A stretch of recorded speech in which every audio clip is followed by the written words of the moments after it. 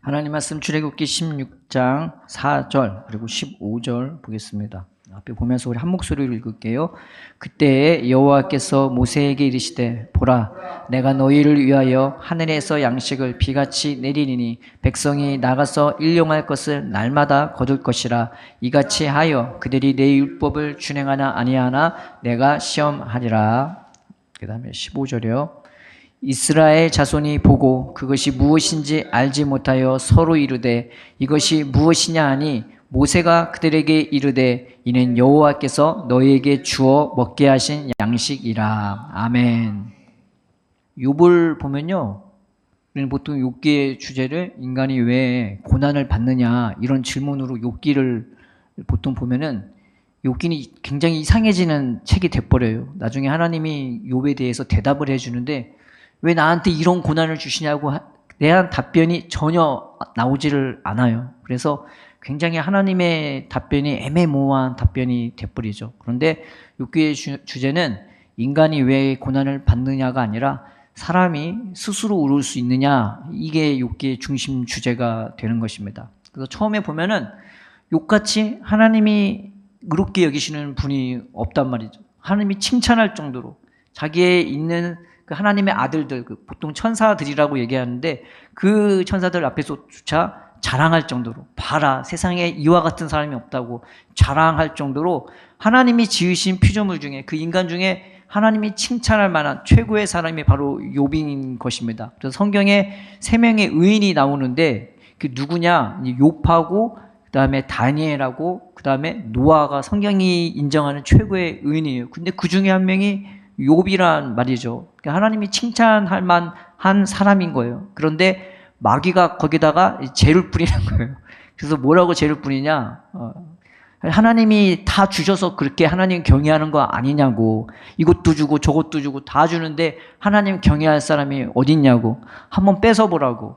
그런데 하나님이 또 그 말을 듣고 그래? 그럼 한번 뺏어봐 보라고 한단 말이죠. 친구들 사이에 보통 자녀들 자랑을 다 한단 말이에요. 내 아들이 공부를 잘해, 내 아들이 착해, 내 아들이 엄마를 사랑해, 막 그런 칭찬을 하는데, 만약에 내 아들 칭찬하는데 거기다가 아이 걔가 공부 잘하는 게 네가 학원 보내서 그랬지, 네가 과외시켜서 그랬지, 그 못하게 해봐, 그 공부 잘하는지, 그렇게 말하는 친구는 없단 말이에요.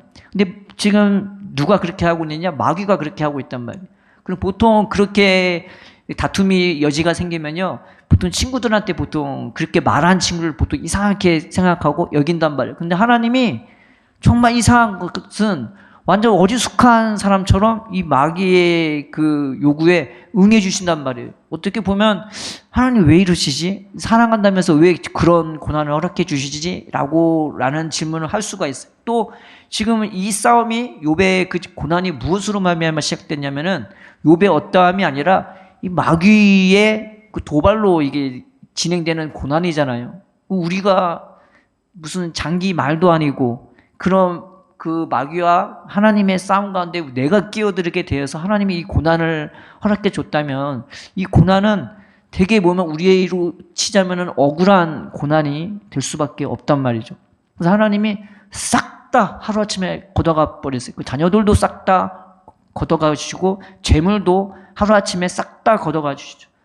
자녀가 한 명 죽어도 하나님 앞에 괴롭고 원통한 건데 6명이 한꺼번에 다 죽었단 말이죠. 이게 얼마나 괴롭고 고통스럽겠어요. 그런데 그럼에도 불구하고 욥은 자기의 의로움을 거두지 않았다고 성경이 얘기했죠. 그 다음에 하나님이 다시 한번 이 하나님의 아들들과 그 마귀 앞에서 이 욥을 칭찬하니까 마귀가 뭐라고 얘기하냐면, 사탄이 뭐라고 얘기하냐면 가죽으로 가죽을 대신하고 그러니까 이제 그 얘기를 한단 말이에요. 이 말이 무슨 말이냐면, 사람이요 진짜 아프면요 그거 낫으려고 자기 가진 재물을 다 갖다 때려 박는단 말이에요. 보통 그러죠. 내가 아프면 그게 낫는다 하면 약이면 약대로, 수술이면 수술을 돈을 다 집어넣어서 내 몸 고치려고 돈을 다 탕진할 수도 있단 말이에요. 그만큼 몸보다 귀한 것은 없다라는 거예요. 그러니까 재물보다 귀한 거는 이 욥이 가진 몸이니 그 몸을 첩보라고. 그러면 그가 하나님을 저주할 거라고, 욕하고 저주할 거라고 하나님을 도발합니다. 근데 하나님이 또 그 마귀의 도발에 응해 주신단 말이죠. 그리고 몸을 쳐버렸어요. 우리는 굉장히 이 욥을 보면서 하나님 너무한 거 아니야? 하나님 어떻게 저러시지? 자기가 사랑한다는. 근데 이 마귀도 굉장히 교활합니다. 이게 마귀가 하나님의 창조물에 대해 도발하는 것처럼 보이지만 이건 사실 하나님에 대한 도전장이기도 한 거예요. 하나님이 지으신 가장 선한 사람이 하나님 앞에서 타락한다고 쳐봐요. 그럼 누가 제일 무능한 사람처럼 여겨지는 거예요? 하나님이 무능한 것처럼 여겨지는 거란 말이에요. 그래서 우리에 대한 도발은 사실은 하나님에 대한 도발이기도 한 거예요. 그런데 하나님이 허락하세요. 그래, 네가 그러면 내가 그 생명을 네 손에 맡길 테니까 한번 쳐보라고. 그런데 목숨만은 뺏지 말라고 한단 말이죠. 그래서 욥이 그 모진 고난을 당하면서 온몸에 종기가 났다고 해요. 이 종기가 어떤 종기냐?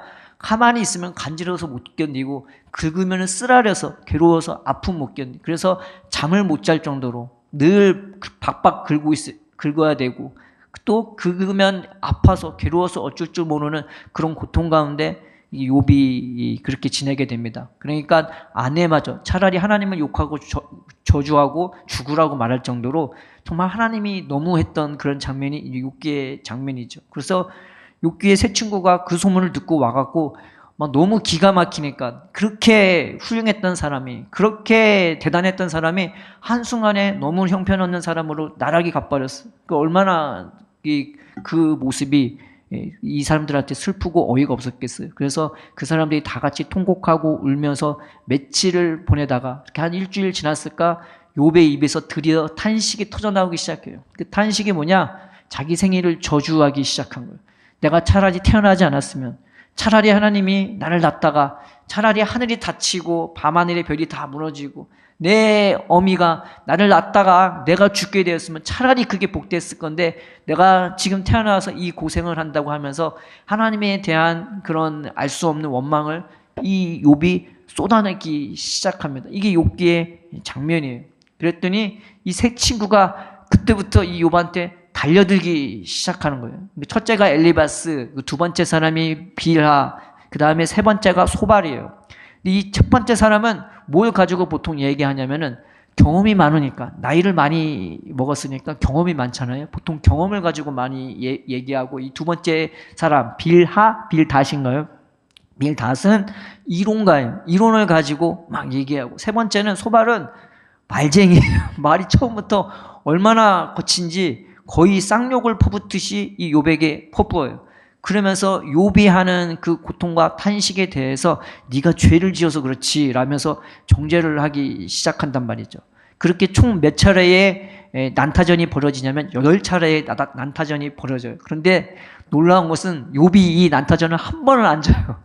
대단한 거예요. 그거는. 그렇게 아프다는 사람이 그렇게 말을 잘해요.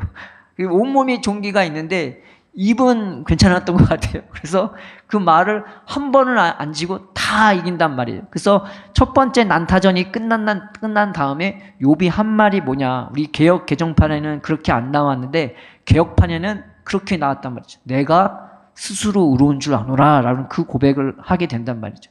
내가 의로운데 하나님이 지금가 뭔가 오해하신 거야. 하나님이 뭔가 다른 생각이나 뜻이 있겠지. 그러니 하나님이 이걸 풀어주셔야 돼 라고 하면서 자기의 의로움을 이 욥이 드러냈단 말이죠. 그래서 이 8번의 난타전이 일어났는데 욥이 다 이겨버려요. 그 8번을. 그리고 나는 의롭다고. 그러면서 바울이 로마의 시민으로서 황제에게 항소했듯이 이 욥이 하나님께 항소를 했어요. 하나님, 좀 나타나셔서 나에게 말 좀 해주라고. 도대체 나한테 왜 이런 고난을 주시는지 말을 해주라고. 그렇게 이 친구들과의 그 결전이 그렇게 끝납니다. 그리고 나온 게 엘리후란 말이죠. 엘리후가 그 욥에 대해서 화를 낸 거는 하나님보다 자기를 의롭다고 하니까 이 욥에 대해서 화를 냈고, 이 세 친구한테는 왜 화냈냐?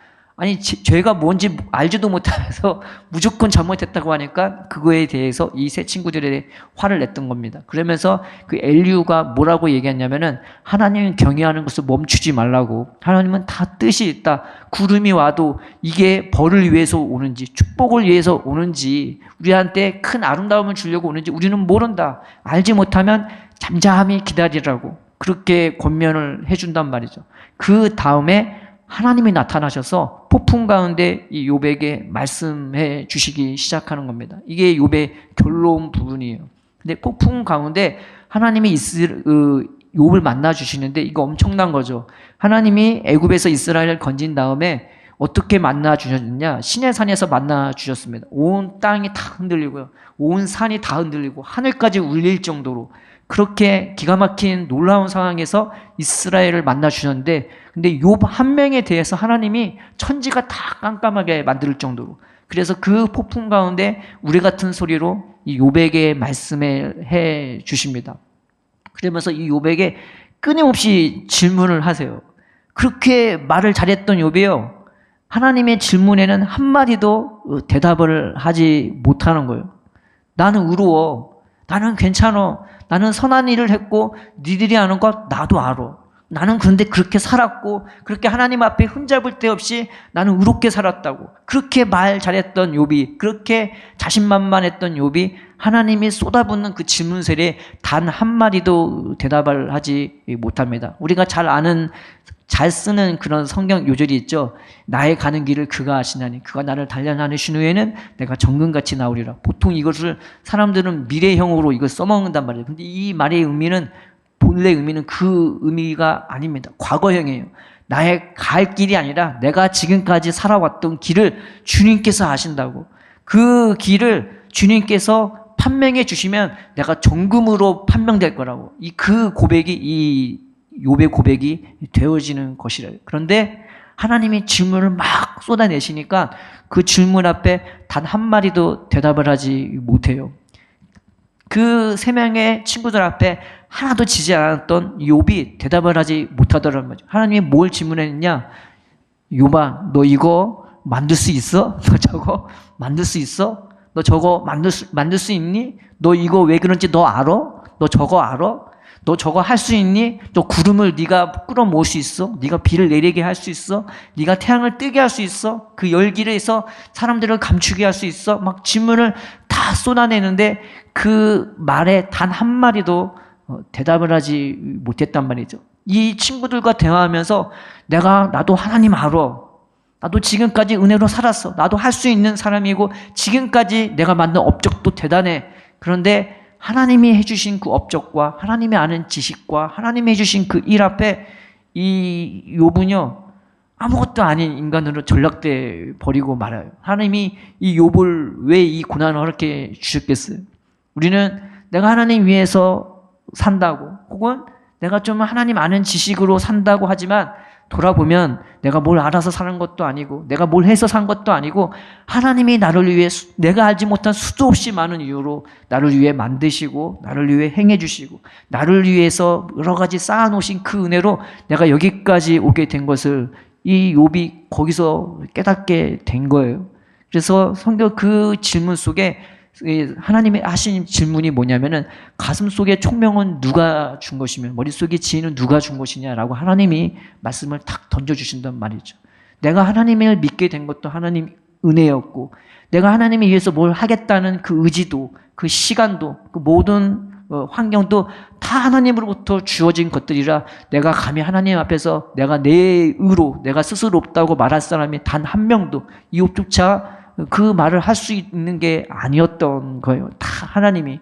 그래서 이 고난을 통해 모든 질문을 끝난 다음에 하나님이 맨 마지막으로 보여준 게 뭐냐? 리워야단이에요. 얼마나 어마무시무시한 괴물인지 하나님이 그 괴물을 리워야단을 보여주면서 모든 교만한 것의 왕이고 모든 교만한 것의 대장이 이 리워야단이라. 그런데 욥이 그걸 보고 회개했단 말이에요. 그 리워야단이 누구예요? 나란 말이에요. 딴 게 아니라 가장 교만한 것의 왕, 하나님보다 나를 더 의롭다고 내가 내 잘난 맛으로 살아가는 그 나를 보고 욥이 회개하게 이제 되어지는 것입니다. 그래서 우리 아버지가 예전에 말씀하셨는데 귀신은 예수님의 이름으로 명하면 물러간대요. 귀신은 쉽대요. 그냥 명하면 물러간대요. 근데 아무리 명해도 안 되니까 나라고. 그래서 하나님이 연단을 주시고 고난을 주시는 거라고. 그렇게 해서 낮아진다고.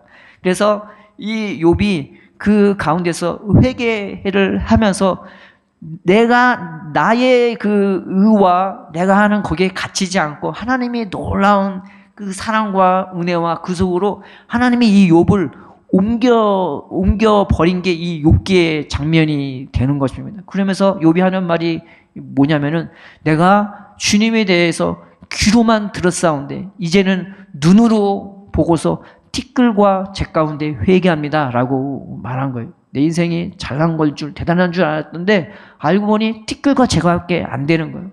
다 주님의 은혜였고 주님이 나를 사랑하지 내가 알지도 못하는 수도 없이 많은 이유가 있었고 수도 없이 많은 것들이 있었단 말이에요. 그러면 하나님이 이 고난을 욥에게 허락하신 이유가 뭐겠어요? 마귀가 도발하니까 그 도발에 응해서 했겠어요? 그랬던 게 아니라 하나님은 처음부터 이 욥을 더 넓은 곳으로, 더 좋은 곳으로, 더 하나님의 은혜와 생명을 만끽하도록 옮겨지려고 이 욥에게 이런 고난을 사용했던 것이고 마귀도 그래서 도구로 사용했던 것을 우리는 알 수가 있는 것입니다. 그래서 욥이 이전보다 더한 갑절의 은혜로 그렇게 살게 되고 하나님의 생명과 사랑 가운데 거하며 살게 되는 것이 이 욥기의 장면이 되어지는 것입니다. 오늘 본문에도 이스라엘 백성이 애굽에서 나왔단 말이죠. 400년 동안 그저 종살이 하다가 그냥 괴로움과 고통과 절망과 신음으로 살다가 하나님이 구해 주셨어요. 그래서 구해 주신 다음에 하나님이 하늘의 만나를 이 백성에게 먹이기 시작했던 거죠. 그들이 듣도 보도 못한, 세상 사람도 듣도 보도 못한 그 양식을 이스라엘 백성에게 먹이기 시작하는 장면이에요. 그래서 이 양식을 주는데 어떻게 주냐? 이 백성이 직접 나가서 뿌린 것도 아니고 거둔 것도 아니에요. 그냥 주워서 먹기만 하면 되는 이 만나였는데 이 만나를 하나님이 어떻게 준비하셨냐? 밤새도록 준비하신, 그들은 자기만 하면 됐던 거예요. 한 번도 누가 나를 위해서 수고하고 애쓴 걸 먹어본 적이 없는 이스라엘 백성이 살아계신 하나님이 친히 그들과 함께 해주시면서 밤새도록 비처럼 이슬처럼 이 만나를 내려주셨던 거죠. 그리고 또 이 은혜를, 이 만나를 어떻게 주셨냐? 눈만 뜨면 보이는 거예요. 은혜는 그런 거예요. 내가 막 생각하고 그럴 자시가 없어. 그냥 눈만 뜨면 주님의 은혜가 꽉 차요. 그 만나가 어디 있냐? 눈만 뜨면 진주에 쫙 깔려있어요. 은혜는 그런 거예요. 눈만 뜨면 내 사방팔방 다 하나님의 은혜고 하나님의 사랑이고 나를 위해 하늘도, 나를 위해 태양도, 나를 위해 이 지구도 친히 주관하시고 운행하시고 나를 위해 베풀어 주시는 이 하나님의 은혜와 만나로 우리는 살고 있게 되어지는 거예요. 하나님이 이 은혜를 이스라엘 백성에게 허락한 것처럼 욥이 눈을 떠 그 은혜를 보게 된 것처럼 이 이스라엘 백성이 그 만나를 보게 만들고 먹게끔 인도해 주셨던 것을 볼 수 있는 것입니다. 그래서 이사야 53장 1절에 우리의 전한 것을 누가 믿었느뇨? 라고 말씀이 나오죠. 말하자면 믿기지 못할 정도로 주님이 나를 그렇게 사랑하고 그렇게 품어주시고 그렇게 나를 유하시는 그 하나님의 사랑을 이 이스라엘 백성이 맛보게 되고 보게 되고 누리게 되는 장면이 오늘 만나를 주는 장면인 것입니다. 하나님은 그래요. 너 이렇게 하면 저렇게 하면이 아니라 너 이것밖에 안 돼도 저것밖에 안 돼도 그래도 내 앞에 나오라고, 그래도 내 옆에 오라고, 내 음성을 듣고 내 얼굴을 보고 나를 찾고 나를 따르라고 그렇게 우리를 불러 모아주시는 하나님이시고 세상의 위대한 사람들을 찾는 것이 아니라 가장 연약하고 힘없는 자들을 불러 모아서 자신의 백성으로 삼아주시는 하나님이신 것을 말씀을 통해 볼 수가 있는 거예요. 그래서 듣도 보도 못한 그 만나를 이스라엘 백성을 먹으면서 그렇게 인도해 주신 것처럼 하나님은 예수님 안에서 그러한 은혜로 그러한 만나로 우리를 먹이시고 친히 인도해 주시는 분이신 것입니다. 그래서 이 말씀 보면서 우리는 뭘 어떻게 주님 앞에 나아가 되냐? 만나처럼 나가야 되는 거예요. 15절에 보면은요, 어떤 말씀이 있냐? 이스라엘 자손이 보고 그것이 무엇인지 알지 못하여 서로 이르되 뭐라고 했죠? 이것이 무엇이냐 하니 만나가 뜻이 뭐냐면은 이게 뭐예요? 라는 거거든요. 뭐냐가 이게 만나예요. 영어로는 만나 이름이 뭐겠어요? 왓이 우리나라는 뭐야? 예, 만나가 그 뜻입니다.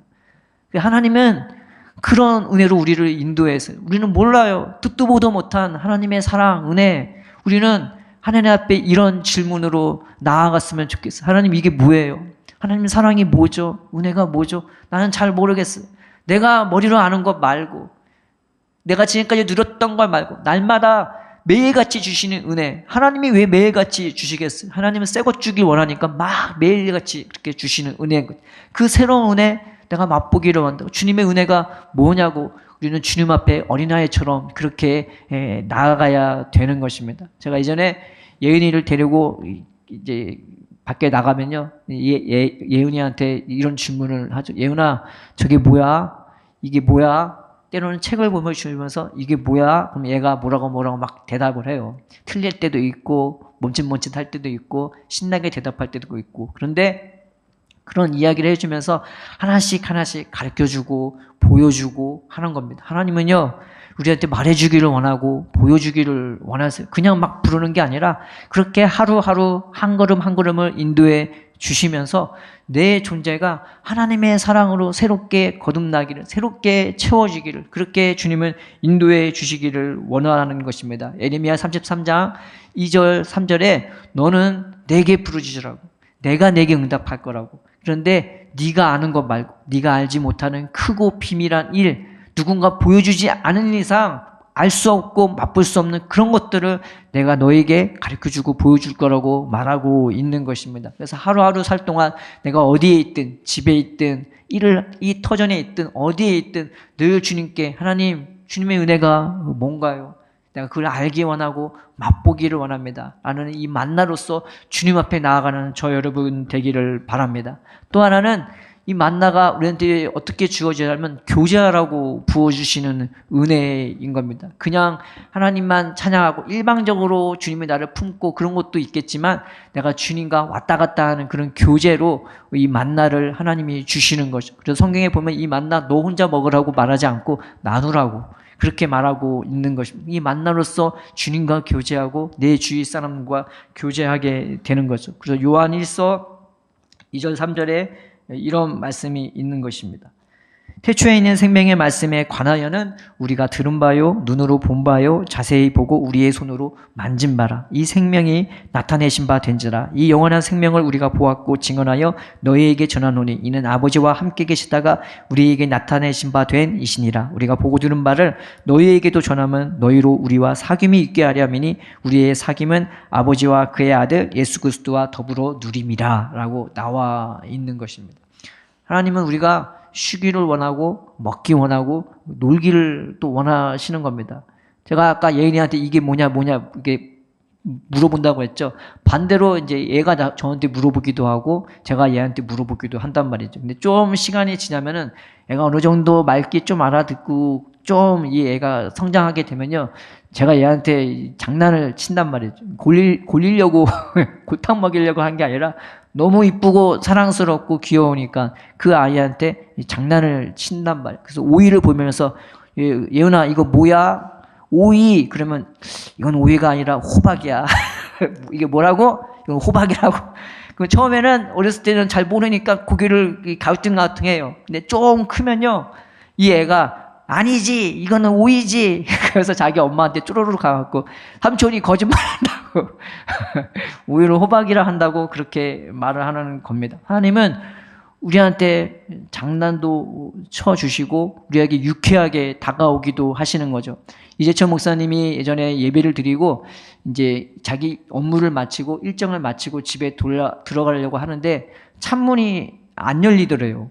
분명히 자기가 열어놓고 나왔고 분명히 뭐 키도 자기 손에 없었지만 분명히 열어놓고 왔는데 이게 안 열리더래요. 그래서 희한하다. 키가 저 아닌데 왜 안 열릴까 하면서 이 차에 대해서 잘 아시는 자기 동료 목사님한테 이제 전화를 했는데 이건 이렇고 저건 이래서 만약에 이 문이 안 열리면 사람을 불러야 될 거다. 그런데 목사님이 분명히 문을 열어놓고 나왔으면 무슨 문제가 있는 것 같다고. 그래서 가르쳐 준 대로 해봤는데 아무리 해도 안 열리더래요. 그래서 이거 왜 안 열리나 하고 고민했다가 갑자기 문득 드는 생각이 무슨 생각이 드느냐, 하나님이 자기한테 장난치시는 것 같은 느낌이 탁 들더래요. 근데 이 목사님 설교하시는 거 보면은 좀 양만 같은, 좀 엄격해 보이기도 하는 굉장히 점잖은 분이시거든요. 그러니까 가까이 가기에는 어려운 당신이 이재철 목사님이셨는데 자기가 갑자기 하나님이 장난친다는 그런 생각이 들자마자 하나님한테 정색을 하면서 하나님 그만하시죠. 다 그랬대요. 그런데 그렇게 하고 문을 탁 열었는데 이게 열렸을까 안 열렸을까요? 덜컥하고 열리더래요. 진짜.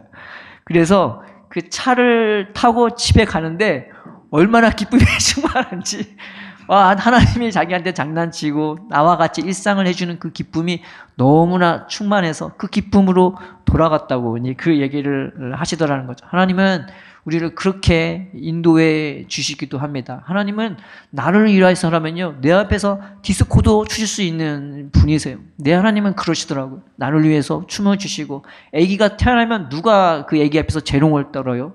부모가 재롱을 떨어요. 아기가 재롱을 떨지 않죠. 아기는 먹는 것밖에 모르고 자는 것밖에 모르고 찡얼찡얼대는 것밖에 몰라요. 그럼에도 불구하고 그 아이를 위해서 부모가 노래도 불러주고 춤도 춰주고 재롱도 떨어주는 게, 이게 하나님의 사랑이 되어지는 겁니다. 하나님은 그 사랑과 은혜 안에서 우리를 키워주고 그렇게 우리와 교제하면서 우리의 삶을 한 걸음 한 걸음 인도해 주시기를 바라는 겁니다. 또 하나, 이 만나의 은혜가 또 어떤 은혜가 있냐면은 기다리는 은혜가 있단 말이에요. 하나님을 사모하고 하나님을 사랑하는 그런 은혜가 있단 말이죠. 그래서 하나님은 아침에는 뭘 주셨냐면은 만나를 주셨어요. 이게 뭐야? 이게 뭐야? 하면서 이 만나를 거두는 거고, 밤에는 뭘 주셨냐? 말씀을 주셨어요. 그래서 모세가 그 말씀 듣고 그거를 이스라엘 백성에게 듣고 와서 전해줬단 말이에요. 근데 그 말씀을 이 만나로서 먹으면서 기다렸단 말이에요. 그래서 날마다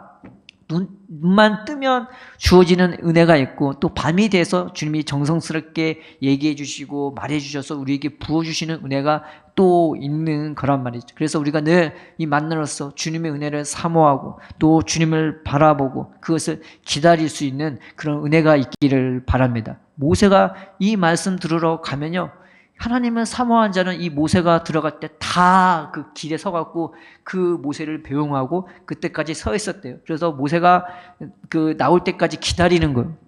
그 말씀을 보고 그 은혜의 말씀을, 생명의 말씀을, 그저 논리적인 말씀이 아니라 이 말씀이 얼마나 좋은지 이 모세가 얼굴이 변해서 나오는 거예요.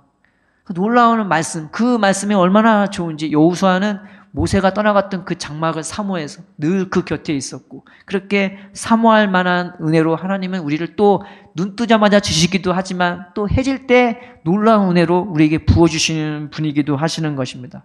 그래서 우리는 늘 이 만나의 은혜로 하나님의 은혜가 무엇일까 사모하고 애타고 또 주님 앞에 나아가는 모습으로 주님 앞에 나아가는 저와 여러분 되기를 바랍니다. 그러면은 이 의문문의 만나가요, 나중에는 감탄사의 만나로 바뀌어버리죠.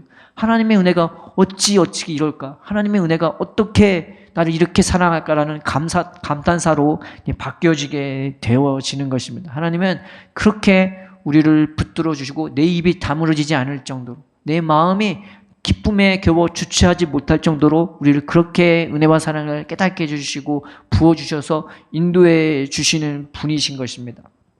우리가 은혜라는 찬양을 잘 알죠? 송경민 목사님이 지으신 곡인데, 그 곡을 불렀던 분이 이제 지선이라는 분이세요. 그래서 새롭게 소서에 나와서 이제 간증을 하시는데, 이분은 어려운 환경에서 커서 이제 나중에 서서히 하나님을 알게 되었던, 믿었던 분이에요. 잘 나갔던 사람이에요. 시립 그 악단에 들어가갖고 거기서 성악가로, 그러니까 거기 계속 있으면 앞날이 창창한 그런 사람이었는데, 거기서 결혼을 하고 애를 낳는데 이제 하나님은 서서히 알아가는 중이었는데, 이 애가 조금 했을 때 놀다가요, 젓가락으로 저 콘센트에다 집어넣은 거예요. 원래 그러면은 감전돼 갖고 시커멓게 타는 게 보통은 정상이라고 하더라고요. 근데 이 애가 그걸 집어넣으면서 펑 터지면서 몸이 날아간 거예요. 그래서 살았대요. 사람들이 다 와서 깜짝깜짝 놀란 거죠. 그런데 또 이 아이가 그럼에도 화상을 입어갖고 그 감전돼갖고 손이 다 붙어버린 거예요. 그래서 의사가 이 아이는 산 거는 기적이지만 이 손을 쓸 수 있을지 없을지는 모르겠다고. 그런데 하나님의 은혜로 그렇게 병원에 있으면서 이 손가락이 이 4개까지는 된 거예요. 수술을 몇 번 하고. 그런데 마지막은 안 떨어진, 너무 붙어갖고. 그런데 하나님의 은혜로 어느 순간 이 애가 뭘 잡으려고 하다가 이게 툭 하고 떨어진 거예요. 그러니까 의사도 기적이라고. 이 애가 하나님에 대해 얘기하고 하나님이 나와 함께하는 것 같아, 예수님이 나와 함께하는 것 같아 막 그러면서 그 말을 하니까 이 엄마가 그때 너무 큰 은혜를 받고 감동을 받아갖고 그때부터 내가 직업을 하나님 찬양하는 직업으로만 내가 바꿔야겠다 하고 바꾸고 그 병원에 있으면서 사람들을 위해서 찬양을 이렇게 불러주고 찬양을 해주면 사람들이 다 은혜를 받더라는 거죠. 그래서 이 아이와 같이 병원을 있는데 어느 날 하루는 너무 갑갑할 것 같아서 자기 아들한테 우리 같이 저기 바깥에 시장 한번 갔다 올까? 그랬더니 이 아이가 하는 말이 엄마 우리 소풍 가는 거야? 우리 소풍 가는 거야? 하면서 막 너무 좋아하더래요. 우리 소풍 가는 거야 하고 이 아이 손을 잡고 그렇게 딱 갔는데요.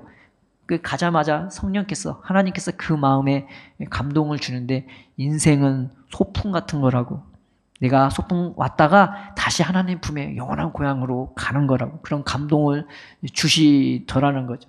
그래서 그 기쁨으로 감사함으로 지금까지 살고 있다는 거죠. 하나님은 우리 인생을요 그냥 괴롭고 고통 속으로 집어넣으려고 이런 고난을 허락하시는 게 아니에요. 그때는 괴롭고 아프고 어찌할 바 모르는데 눈 뜨게 되면요 욥처럼 우리는 회개하게 되고 이스라엘 백성처럼 이 귀한 사랑과 대접을 받으면서 주님의 은혜와 사랑으로 하루하루 한 걸음 한 걸음 그렇게 인도받도록 우리는 그런 사랑을 입은 자들인 거죠. 이 아이가요 손은 비록 5개 다 떠졌지만 이 흉이 얼마나 적겠어요. 그런데 애들이 막 놀리더래. 태어나고 나서 놀이터에서 놀면은 애들이 막 놀리고 야 쟤봐 쟤 손이 막 보기 흉해하고 막 놀리더래요. 그래서 이 엄마가 그 지선이라는 분이 어떻게 하나 바깥에서 딱 봤대요. 얘가 놀이터에서 어떻게 하나 애들이 막 놀리고 그러니까 그랬더니 갑자기 이 애가 놀이터 미끄럼틀 맨 위에 올라가갖고 야 이것들아 하면서 소리를 지르면서 손을 탁 보여주면서 야 이것들아 너희는 이런 손이 있냐고 이 손은 하나님이 능력으로 이렇게 고쳐준 손이라고 너는 이런 손이 있냐고 그 흉한 손을 보여주면서 오히려 호통을 치면서 나는 하나님의 사랑에서 이런 이렇게 손이 멀쩡하게 뜬 사람이라고 니들이 함부로 할 사람이 아니라 그 자기를 막 드러내면서 이 아이들이 호통을 치더래요. 그 모습을 보고 이 지선이라는 분이 아 괜찮겠구나. 이 아이가 믿음이 나보다 가득하네. 저 아이는 괜찮겠구나 하면서 이 아이가 믿음 안에서 하나님이 나를 고쳐줬어. 하나님이 나를 사랑하셔. 이 믿음으로 이 아이도 그렇게 믿음 안에서 잘 자라고 있다고 이제 말하는 간증을 들었던 겁니다. 때로는 내 인생이 망가진 것 같고 무너진 것 같고 흉한 것 같고 사람들이 봤을 때 아무것도 아닌 것 같아도 이 하나님이 고쳐준 인생은 이렇게 세상 앞에서 담대하게 오히려 호통치면서 살 수 있게 되어지는 것입니다. 중요한 거는 흉하냐 안 흉하냐가 아니라 주님이 나와 함께 해주셨고 주님이 나를 고쳐주셨고 주님이 내게 말씀해 주시고 하루하루 그렇게 매일의 만나로 사랑스레 정성스레 하루하루 인도해 주시는 그것이 훨씬 중요한 것이 아니겠습니까? 우리가 이 말씀 붙잡고 하나님 내가 매일의 만나로 살기 원합니다. 나도 맛보기 원하고 먹기 원하고 내가 분명하게 볼 수 있는 이 놀라운 생명과 은혜로서 내가 주님 은혜 안에서 쉼을 얻게 하시고 이 쉼을 누리게 해주시고 그 안에 있는 것에서 내가 살 수 있는 자가 되게 되려고 우리가 주님 앞에 나아가는 저 여러분 되기를 바랍니다. 좁은 문이 있고 좁은 길이 있어요. 그런데 주님은 좁은 문과 좁은 길에 머무르라고 하지 않거나 좁은 문에 들어가기를 힘쓰라고 들어가면 넓어요. 그리고 길도 대로예요.